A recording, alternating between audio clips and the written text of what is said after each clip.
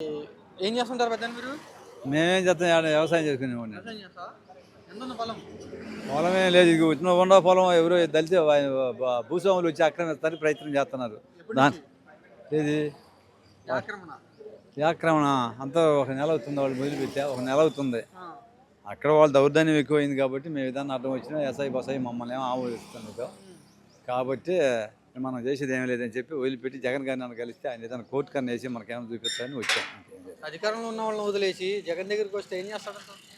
మనం ఏం చేయాలి, నేను లేకపోతే ఇంక మేము చేసేది ఏముందా? అపోజిషన్లో అయినా ఏదైనా మమ్మల్ని సాధిస్తారేమో, కోర్టు కన్నా వేపిస్తారేమో అని వచ్చాం, అడిగి వెళ్దాం. అది అధికారంలో ఉన్న వాళ్ళు కూటమి వాళ్ళు ఉన్నారు. మీ ఎమ్మెల్యే ఏ ఊరు మీది? ఒంగోలు. ఒంగోలు దామచర్ల జనార్దన్ గారు ఉన్నారు. ఆయన దగ్గరికి వెళ్ళి చెప్పొచ్చు కదా. పోలేక ఆయన దగ్గరికి పోయినా మా మాట ఏం ఆమోదించే వరుసలో లేడు కాబట్టి పక్కన ఉండి అపోజిషన్ చూస్తున్నారు కదా, వాళ్ళ మాటలు మీరు వినబాకండి, మీ పని మీరు చేయండి, దాని మీద ఫాలో అవుతున్నాడు ఆయన. మనం ఏం చేస్తాం? ఏంటి ఎట్లా ఉంది చంద్రబాబు గారు వచ్చినాక రైతుల పరిస్థితి?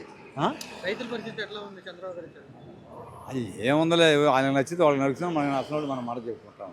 ఏముందలే, ఆయన వచ్చేది గ్యాస్ అన్నాడు, తను అన్నాడు ఆ గ్యాస్ డబ్బులు ఏడబడ్డాయి, ఇంతవరకు వాళ్ళ ఒకటే పడ్డాయి, 13 ఆయన బట్టి ఎవరు ఫాలో అవుతున్నారు. మన కష్టం మనం చేసుకోవాలి, మన జీవన పంట ధర శనగోళ్ళు అల్లాడుతున్నారు, పువ్వుకి ఇంకా రేటింగ్లో లేదు.